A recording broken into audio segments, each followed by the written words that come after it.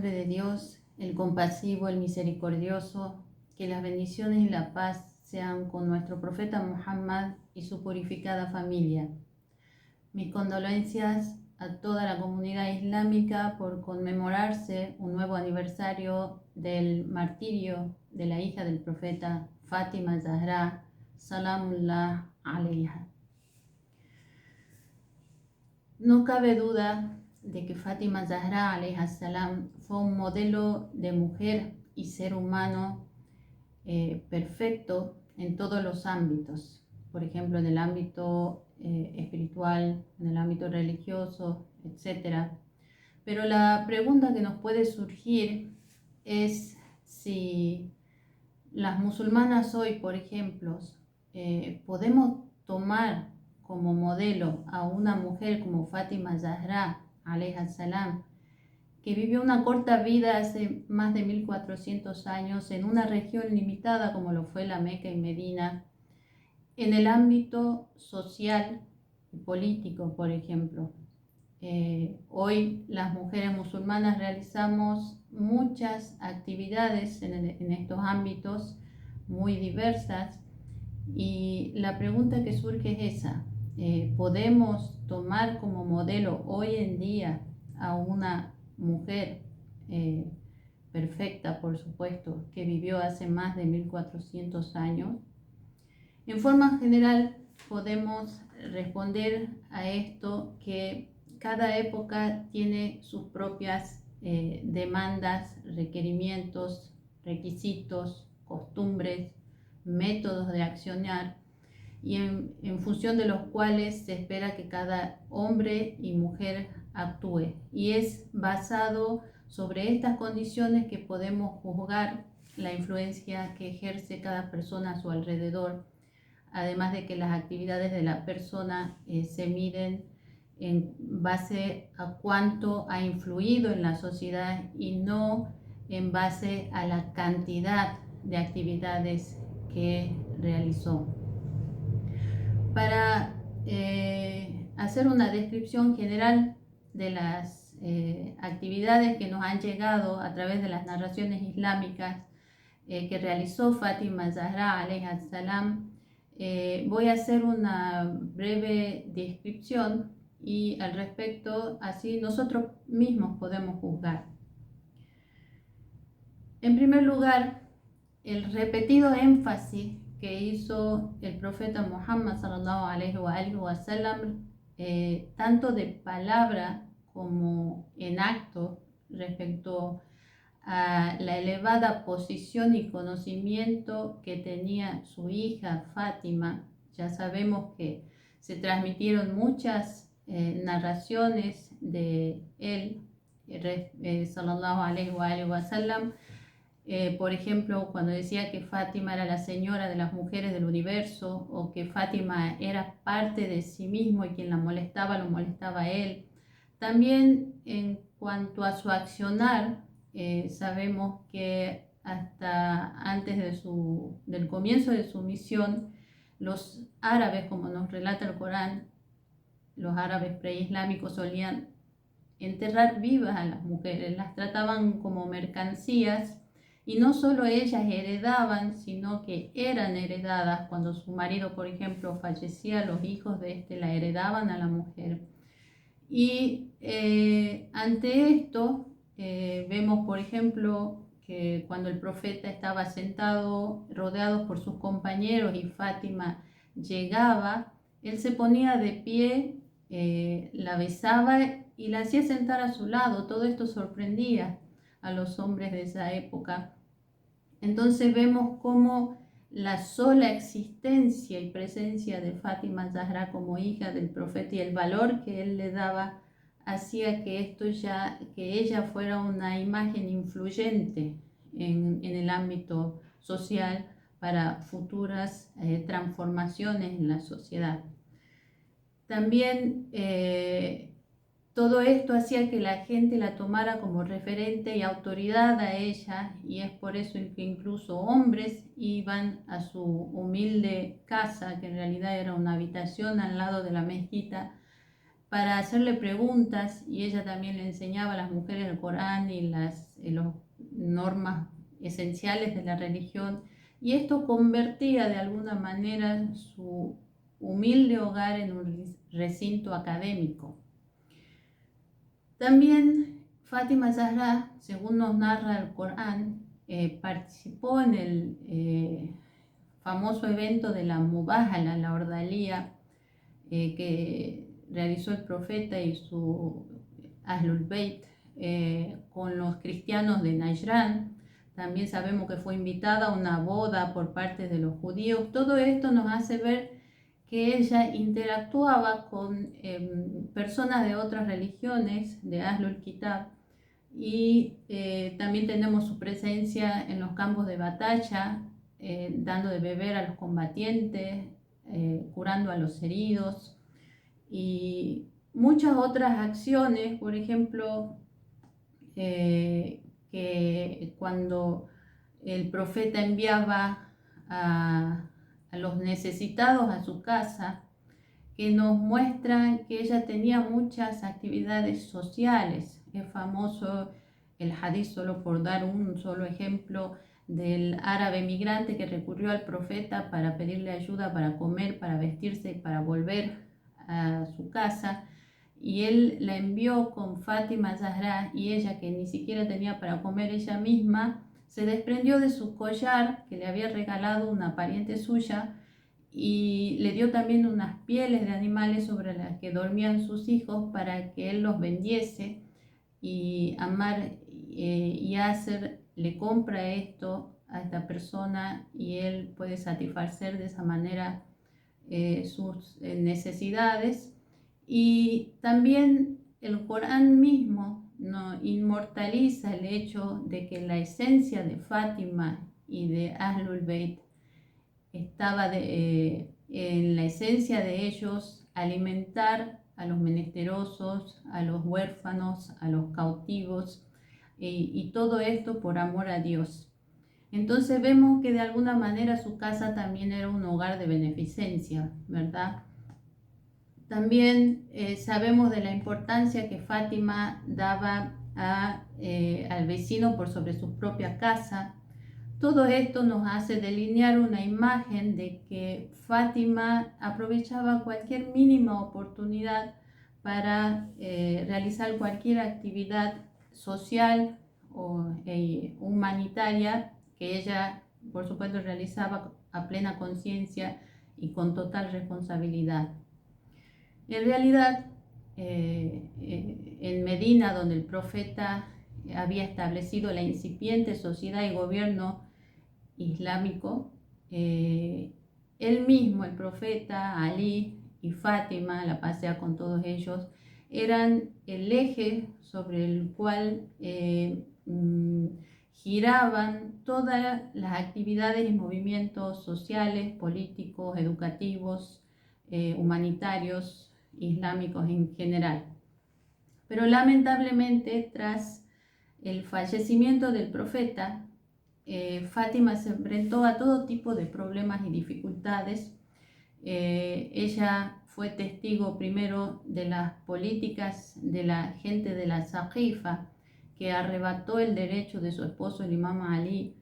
al califato, al liderazgo, al imamato, que había sido estipulado por el profeta en muchas oportunidades. Y sin ir más lejos, 2 meses antes, en el gran evento de Al-Ghadir, donde ella misma estuvo presente, y miles de musulmanes que fueron testigos de la clara estipulación del profeta que Ali tenía que ser su sucesor inmediato. También ella es testigo de un ataque a su casa para obligar al imam Ali y los suyos a darle la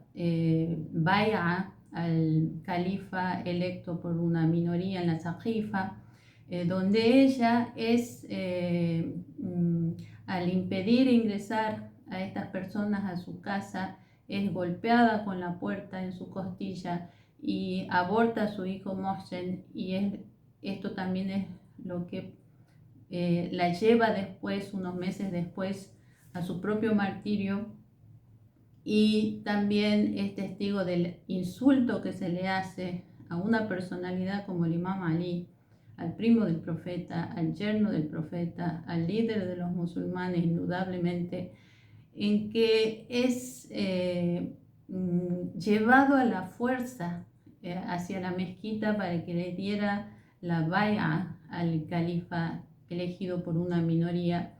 Y también es testigo Fátima de la indiferencia de la gente ante todos estos sucesos que se estaban dando después de la usurpación de sus tierras de Fadak que el profeta le había obsequiado unos años antes. Y ante todo lo cual ella toma medidas que demuestran su presencia activa y efectiva en el ámbito social y político durante los pocos meses que ella sobrevive al profeta. Las bendiciones y la paz sean con él y su purificada familia. Por ejemplo, con el fin de aclarar su postura a los musulmanes de esa época respecto a un asunto crucial como el imamato, ella durante 40 noches montó una mula y tomando de la mano a sus hijos Hassan y Hussein y junto a Ali, salam, se dirige durante todas esas noches a las casas de los Ansar y los Muhajirin para recordarles los consejos y textos estipulantes que había dejado el profeta respecto a quién tenía que ser el sucesor inmediato del profeta y despertarlos de su negligencia y precaverles de la desviación que estaban sucediendo en el seno de la sociedad islámica. De esta manera, ella consideró que su deber social y político era tratar de despertar a los musulmanes, recordarles el derecho de Ali por órdenes de Dios, que en realidad era el derecho de toda la comunidad islámica hasta nuestros días. En cuanto a las tierras de Fadak, el profeta le había obsequiado estas tierras a ella y tras la muerte del profeta, el califa decide que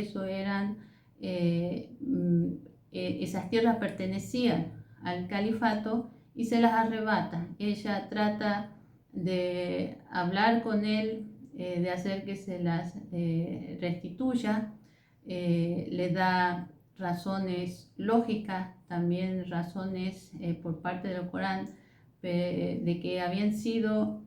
razones lógicas de que habían sido obsequiadas por parte del profeta a ella, y al no aceptarlo entonces ella recurre al tema de su derecho entonces por ser la hija del profeta, por lo tanto ella tenía derecho a heredar esas tierras, ante lo cual también el califa le dice que los hijos del profeta no heredan. Ante esto ella también recurre al Corán, a las leyes donde Dios dice que tanto mujeres como hombres heredan de sus padres.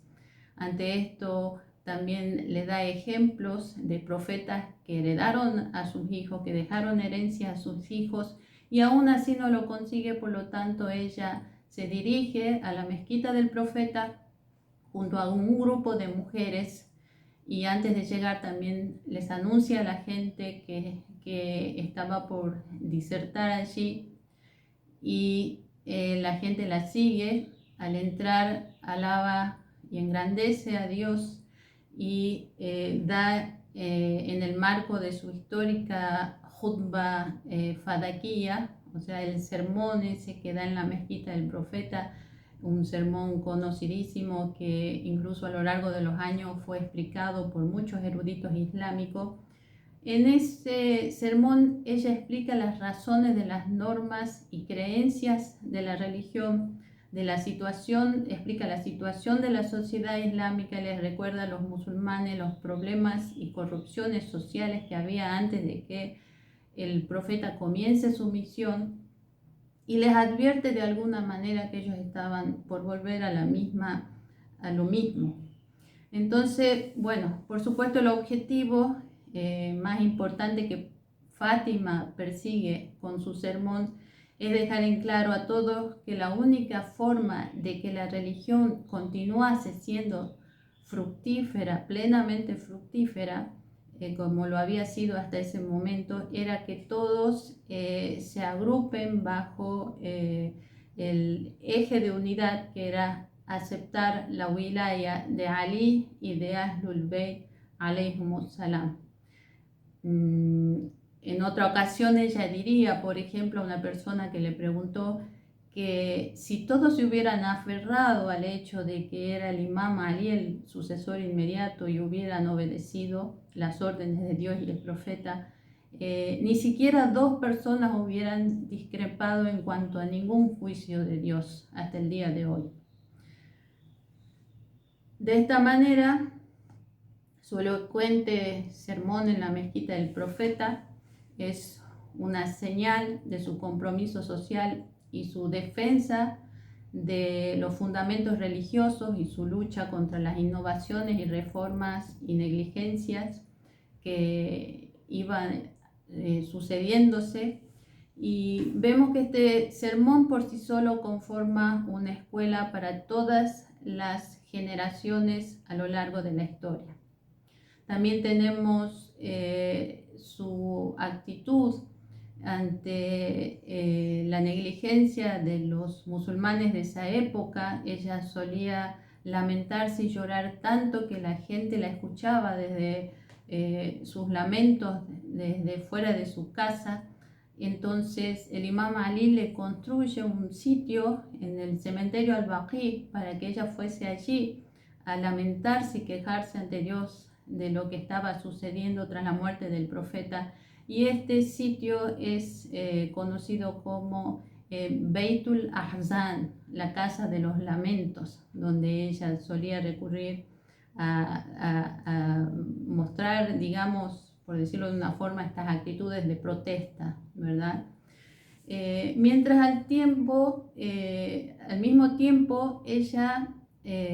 además de estas actitudes, explicaba también en cada oportunidad, desde el punto de vista intelectual, las razones, por ejemplo, por las que el imam Ali alayhi salam se había abstenido de levantarse a pesar de su fuerza y poder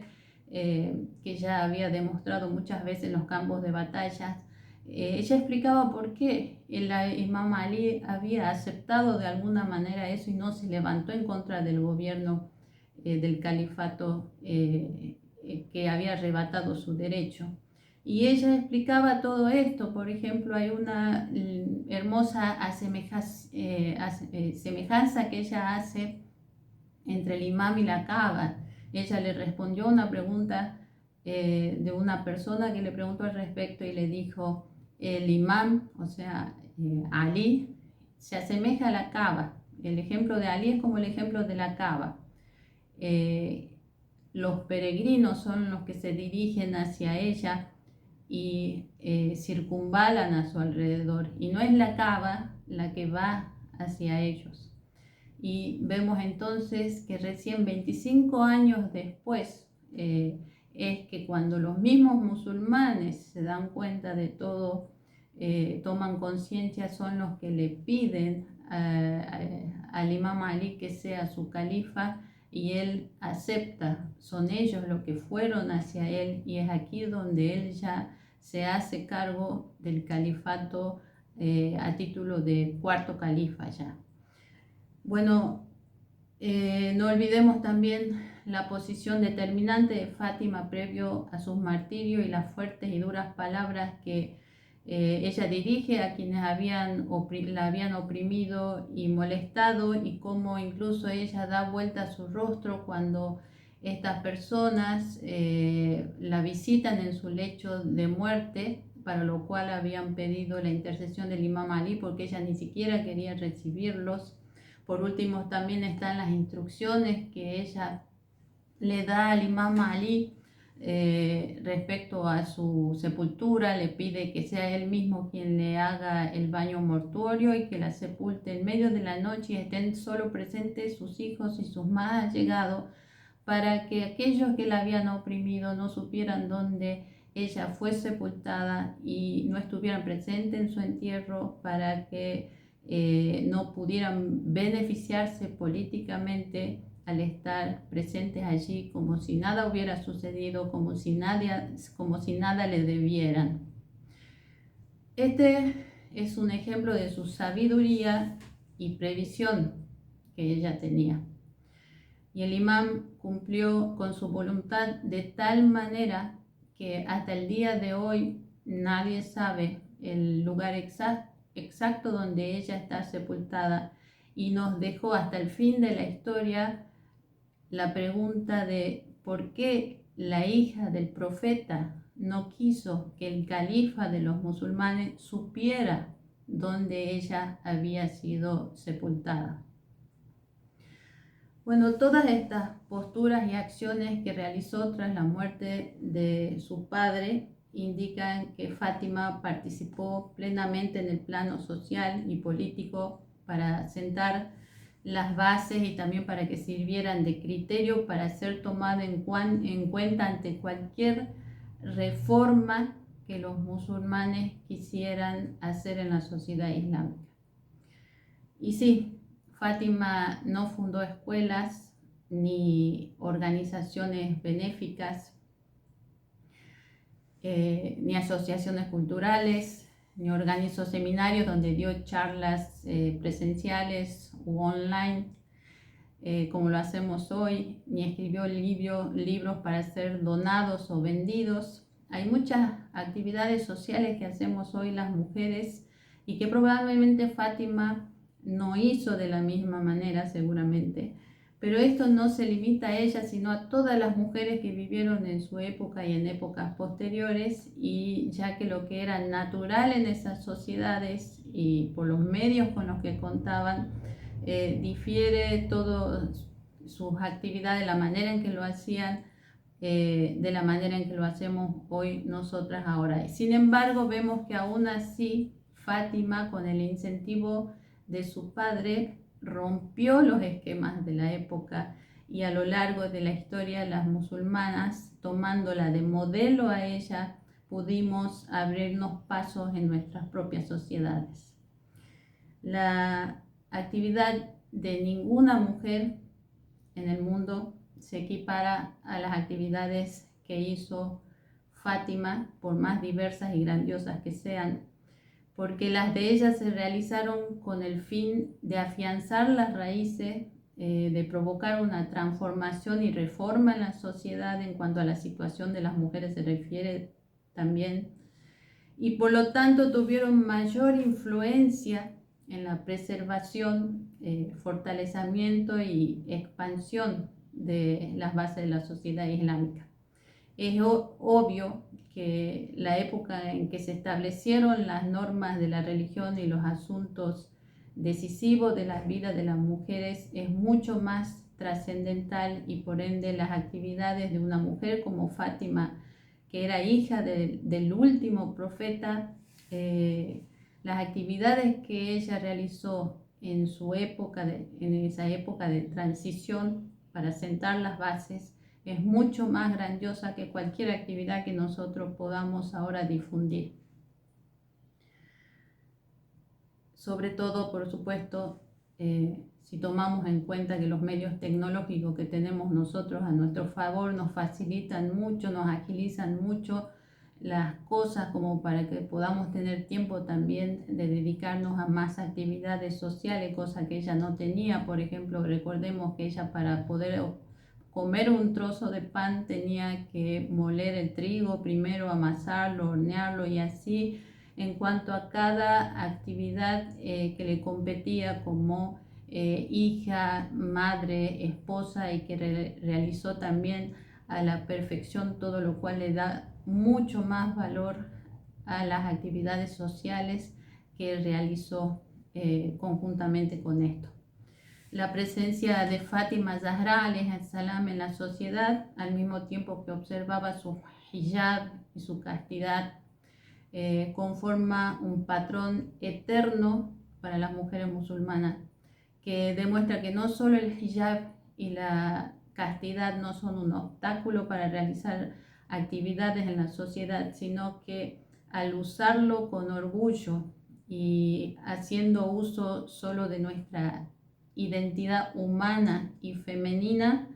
podemos tener una presencia más efectiva en la sociedad. Wa akhiru da'wana alhamdulillahi rabbil alamin.